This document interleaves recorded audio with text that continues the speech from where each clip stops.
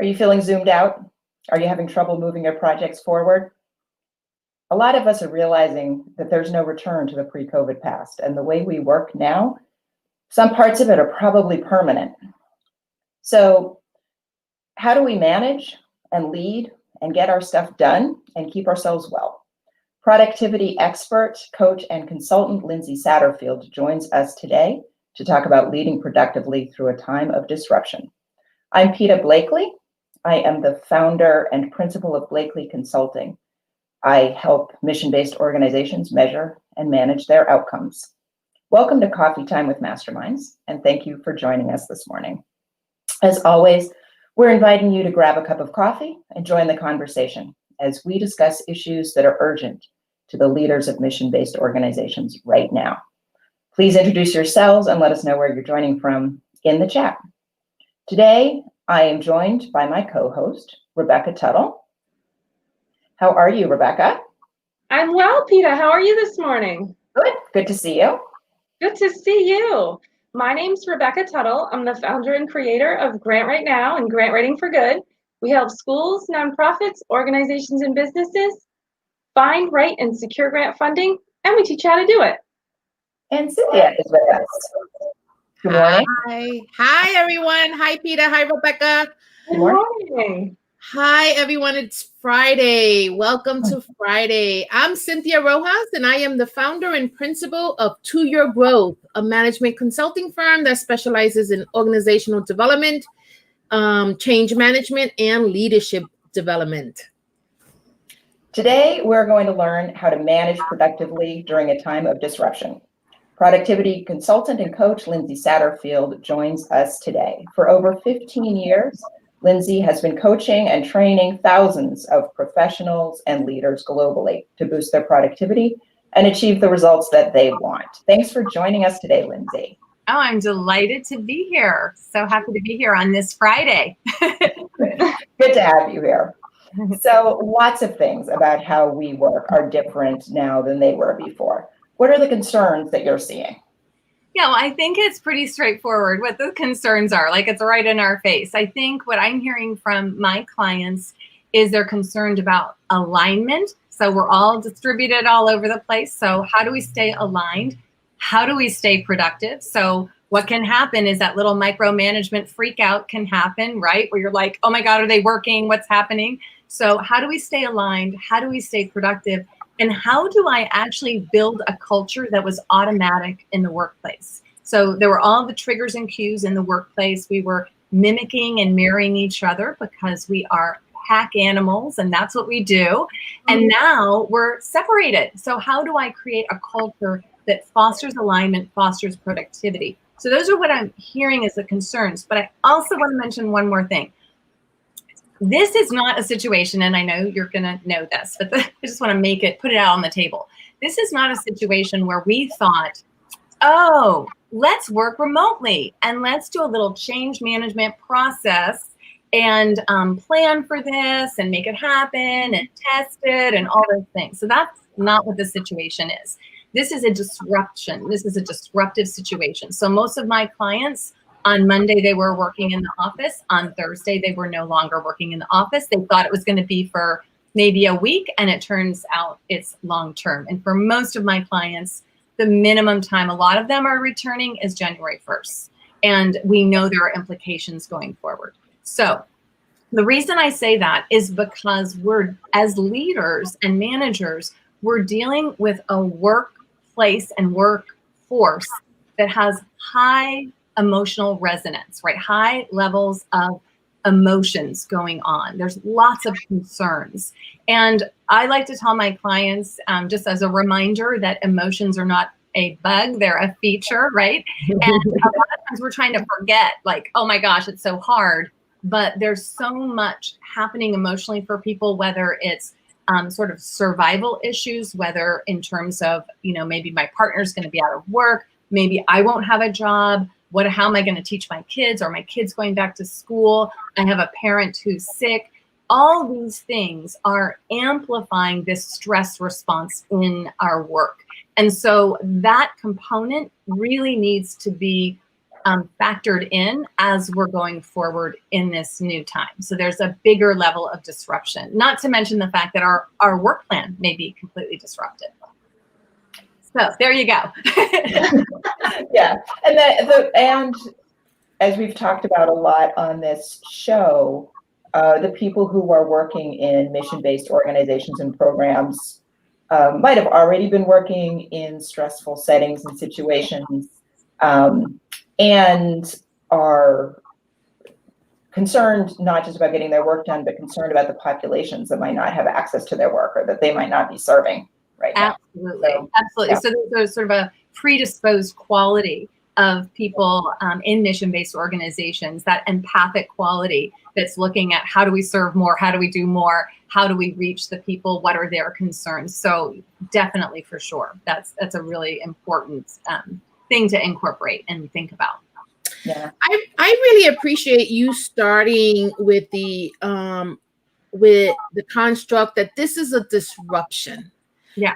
Because I think expectations of our managers or leaders is that, okay, it is what it is. Let's get back to work.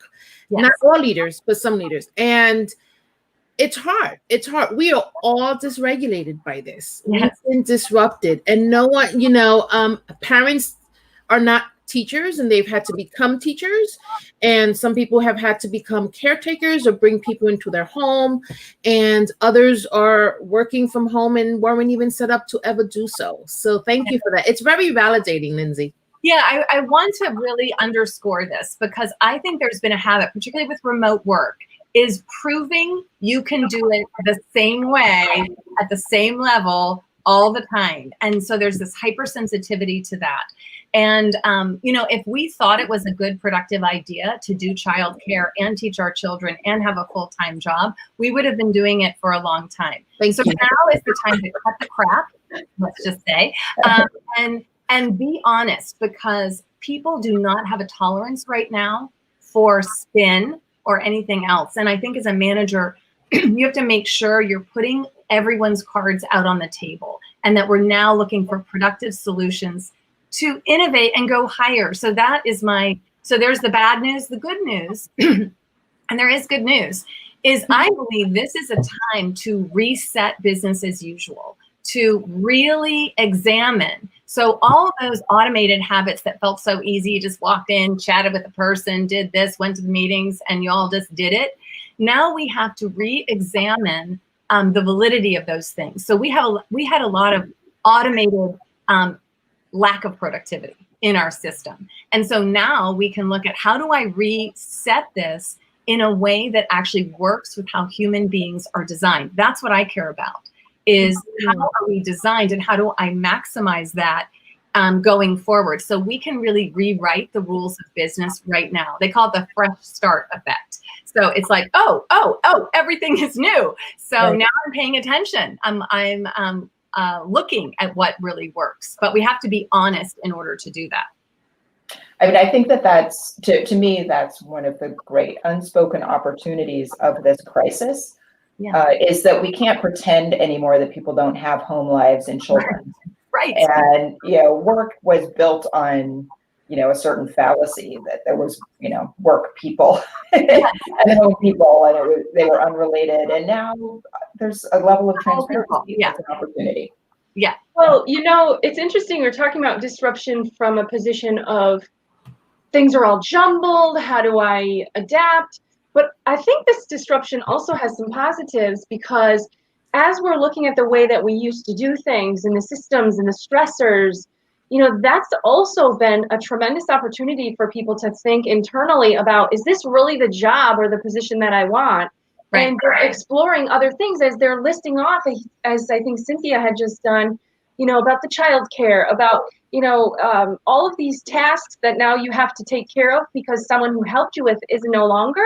Mm-hmm. You can say, wow, something, I'm really good at organizing, or I'm really good at scheduling. Maybe I'd like to shift my career a little, or grow it, or even start my own business. So I've seen a lot of that through this disruption. Yeah. Yeah. That's an opportunity. I wonder, and so I know you're going to talk about building culture in this virtual environment in a minute, but I get asked all the time, how can you measure productivity? This usually comes from micromanagers. I think micromanagers are hurting and suffering in this environment. And you're right, we had a lot of unproductive time in the office. Yeah. Right? People walk into your office, they want to tell you about their weekend. All Monday morning was about what people did on the weekends. So what do you tell micromanagers? Well, it's interesting because I think micromanagers have probably gotten a few friends as well because of the disruption. So managers and leaders are also in that heightened stress state as well. And so the first thing we want to do is control. We want to get control because we need control, right? To feel safe.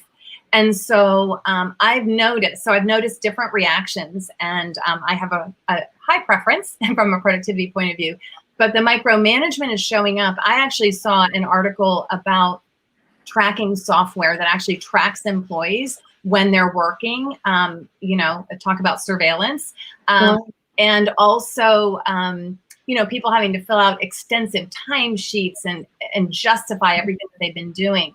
Now, that is going to have the exact opposite effect on your productivity, because what you're doing is, in your effort to get control over employees and staff, is you're asking them to let go of their own control.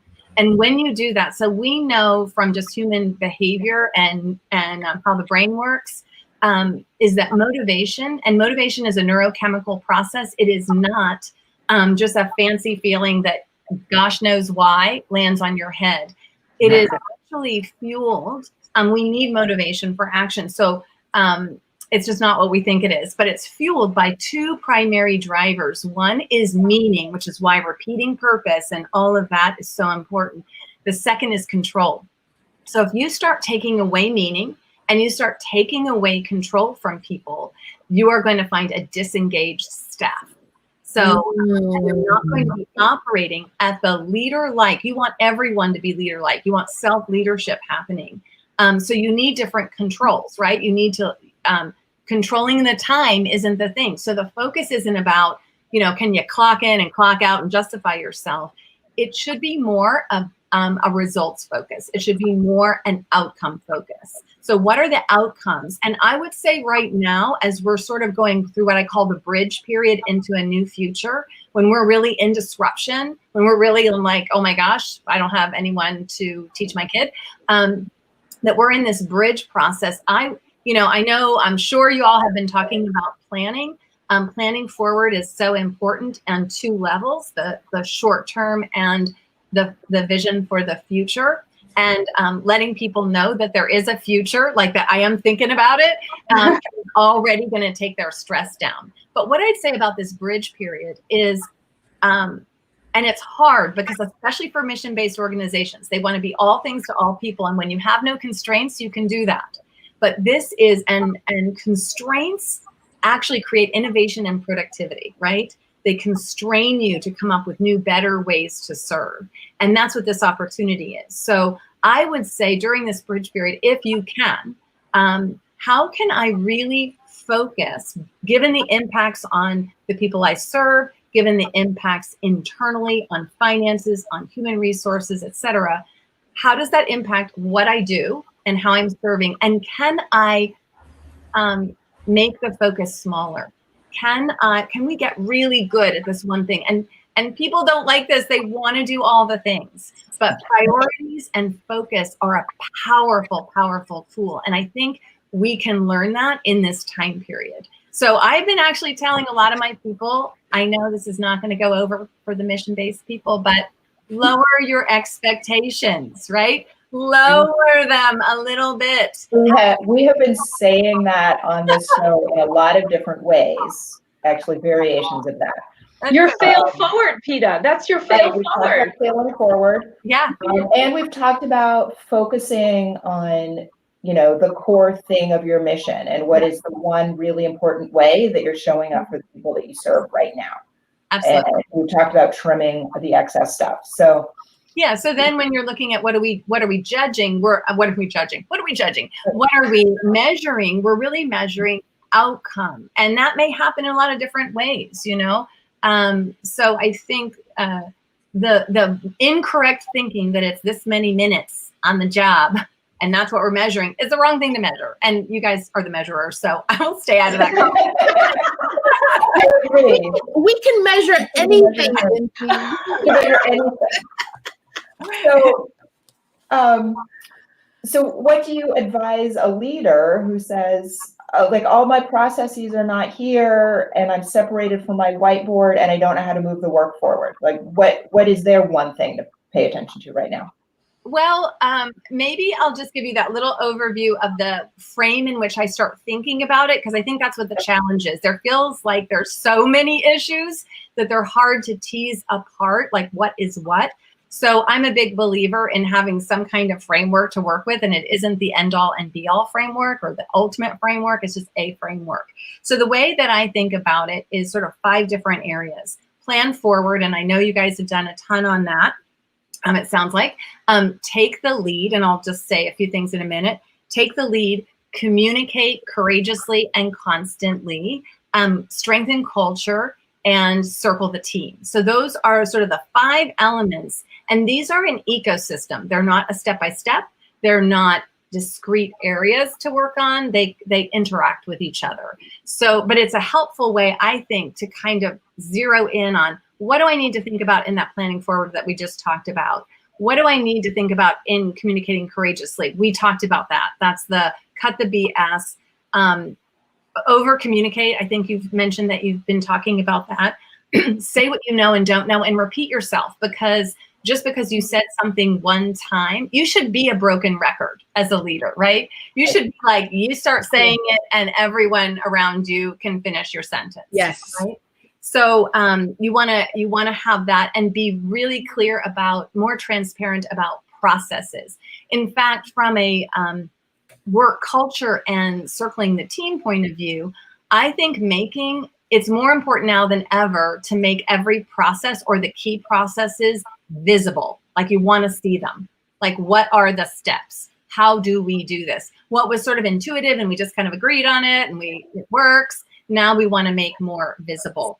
Yeah, so that's communicate courageously, or communicate courageously. Strengthen culture. I think here's where leaders, I think, want to focus in on emotional intelligence.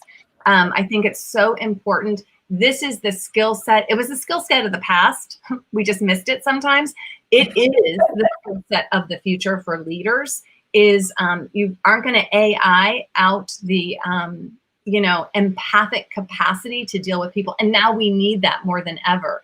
So one thing that was interesting, and this kind of goes with both the culture and circling the team, I just read in Harvard Business Review a study done by Microsoft. They thought, oh, this is an opportunity that we're doing this. Let's see what's happening in working from home.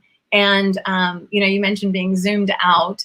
They were looking at just patterns of meetings and all sorts of interesting things. So that was one of the things that came out, was an uptick in one-on-one meetings that were shorter and an uptick in shorter meetings. There were more meetings, but over time. So they started, when this first started, every client I have was complaining about how exhausted they were from being on these video calls. And so I've been recommending, I recommend it as a best practice if you're all working together, or if you're not, is make your meetings much shorter. In fact, as a rule of thumb, I would say make them half what you think they should be or half what's standard in your culture, because what that does is narrow the focus. It gets the right people in the room, pay attention to the right people in the room. And so what, just to circle back to that study, what they were looking at is managers do need to connect one-on-one with everyone and understand what their issues are, understand what their challenges are, understand what their problems are, help with the alignment. But it doesn't need to be a 90-minute meeting. It doesn't even need to be an hour meeting. It can be really short touch points. And so managers were seen as having more meetings at this time in order to do some of that work. The other thing that I would suggest, and this is sort of in the take the lead, you don't want an absence of leadership during this time because that's what's going to be the glue to help the culture. But you're more of a facilitator of leadership. So you want to think about ways to combine different groups of people together or different one-on-ones together. Is there a project where, I was working with one client and, she had these people kind of in all these different silos because that's how they've been working. And it wasn't working and it was overwhelming. And I said, why don't you shift it up? Like, why don't you switch around some of the talent, because there were new activities they were doing as a result of what's going on. So you want to create new connections. And the other thing that I would say is connect people who have similar challenges in terms of the work from home challenge right now, right? So maybe childcare and taking care of kids, taking care of family members, but also mix them up. So here is my thesis, is that we don't want to create the two teams of people that have kids and are dealing with this one issue and those that don't. And what can happen is, oh my gosh, well, they're not on at lunchtime and why do I have to be? You don't want to create any division there. You actually want the whole team to care about the well-being of the whole team. And so helping people problem solve, and I'll cover for you. So have an investment. Like, I care that your kids get educated. It actually matters to me. They may not be my kids, but start to foster that kind of environment where also it's very safe to say, these are the real challenges that I have. What can we do to help each other? So mix up the teams is what you're saying, Lindsay. Yes. Mix them up. Such an interesting point about, ways to create cohesion. And I think a lot of managers have tried to do it through perfect fairness. Like, everybody has to be on site or nobody is on site or things, Right. But you're saying, like, there might be other ways to do it. Yeah, and engage everyone in solving that problem so that it feels like, yes, we agree that, it doesn't work for this person, and not that they have say in it as such, but they're invested in the empathy of it, like the situation of it, and recognizing we want everyone to be productive and successful. How can I help you do that? I'm going to raise my hand. This is such a great conversation, but Nate has a comment from a few minutes ago. Yeah. I just want to get to it. It's going to cover you, Lindsay. So if I pull this comment up here, I'll read it. It's, let's see, let's get this here.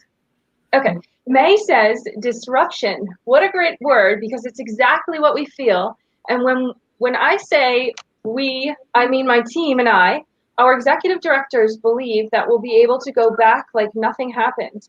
The planning that's taking place is so unrealistic. And I get that we have to plan for a reopening. So my question is, how can I lead my team to create different models for success? Because ultimately the goal is to provide quality instruction for our students and ensure that parents feel supported. That's a big question, Lindsay. Let me tell you the answer. Actually, I think part of the answer is in the question, right? Because she's saying, I don't have it here now, but how do you create different models for success? Like, I like that thinking of coming up with scenarios of what might work. And this is where influencing up matters, learning how to speak to what the issues are and frame them in a way that the person you're speaking to cares about also, right? So if our goal is, instead of like, this is my goal, that's your goal, and we can't meet, it's like, I have my goal and I have my reasons for my goal, what my issue is, but how can I frame some solutions in a way that my executive team is going to actually pay attention to? What do they care about? So that all of this takes more thought than we feel like we have time for. But I think it's honing skills of communication and influence that are important. I don't know if that totally answered it, but I liked, actually, I felt like she answered it a little bit in the question in saying, how do you, how do we create different, you create them, like be the team that creates them. Yeah. And be willing to what Peter says, fail forward and try something new. So you pivot, you try. Yeah. So I have a pressing question because I know we're getting close to time, but I have to know. So one of the recommendations I heard very early on, and it had a really cool tagline, and I don't remember it, but it is about how if you have a culture where your teams are used to just starting meetings and getting into work, that in a virtual environment, that does not work. We should check in. So check in before content is what the tagline I think is. Tell us a little bit why that's so important. Yeah. So the way I talk about it is humans first. Humans first, work second. So the reason it's important is because we're human, right? And we thrive off of connection. And we're actually designed and built for, we're pack animals, as I said. We are designed for connection. So we perform our best when we feel seen, heard, and belong. But if we're constantly just navigating through a meeting of do I belong, do I not belong, how can I make my point, all that, then we're not going to really tap into the genius, the intellect of the entire group.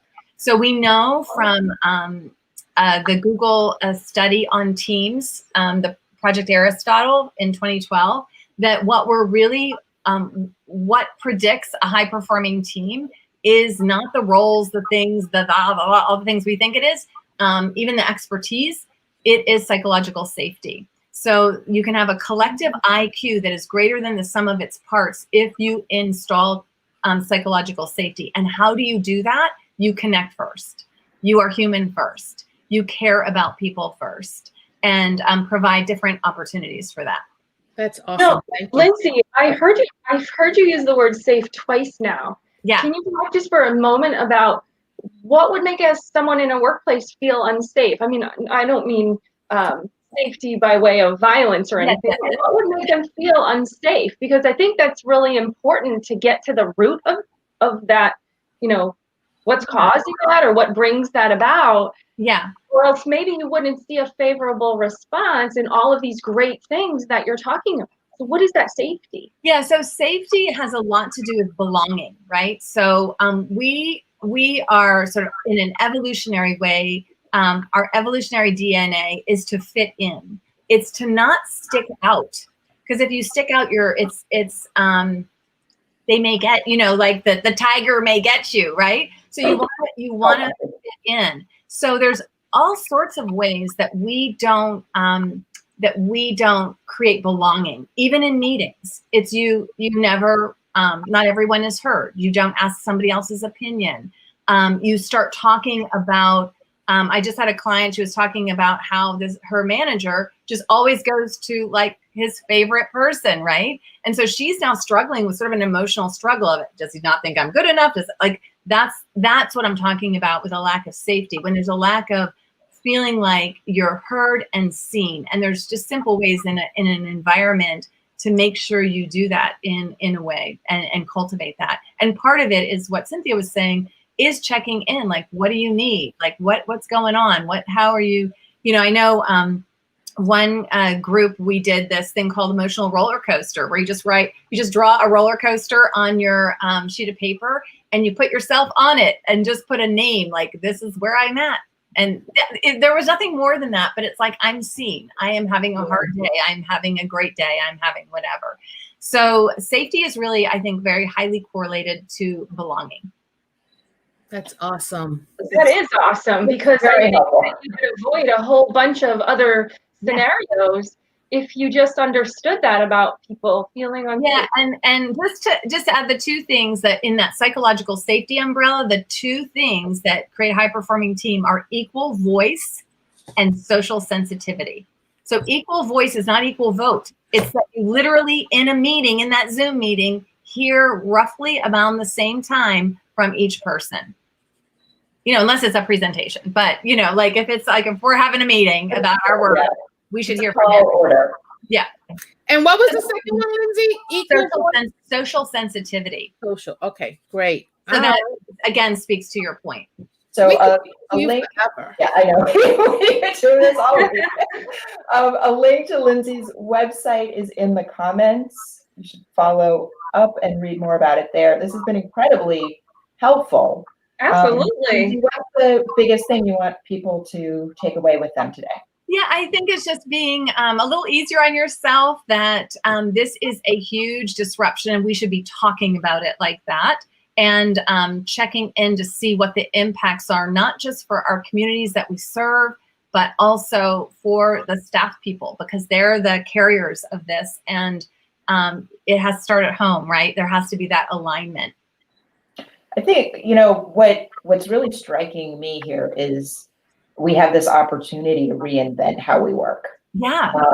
And Cynthia often says people are resisting change because they're mourning the things that they've lost. Yeah. And so some of what I'm seeing as resistance to the new way of work is a form of mourning. Yeah. But I'm also seeing that some of these challenges were already there. And needed to be addressed. Maybe this is just a fantastic opportunity to be a lot more transparent and thoughtful as we think about how we work. Yeah, and I think employees, some of the research from Microsoft is showing that that's happening at the staff level. Is that they're coming up, like they're deciding that Zoom meeting. Everyone's complaining about the Zoom meetings. Stop doing them. Like, just stop doing them that way. Rebecca, what's your big takeaway today? All of this is reminding me of when we get that letter in the mail that says your grant was not funded, and you can either say, this is horrible, what are we going to do about it? Or you could say, okay, how can we regroup and seek out a new opportunity? Yeah. All of this, Lindsay, has been framing new opportunities. This really charges me up. I get excited about grants in general. But this I'm with you. And This is awesome. How about you? Your big takeaway?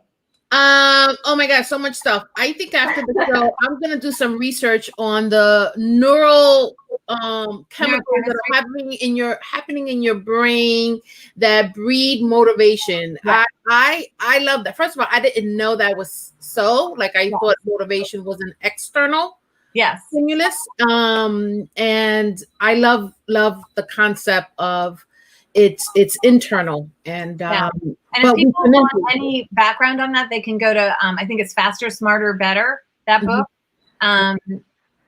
We can put it in the chat or whatever. We'll put it in the comments. Okay, we will add it to the comments.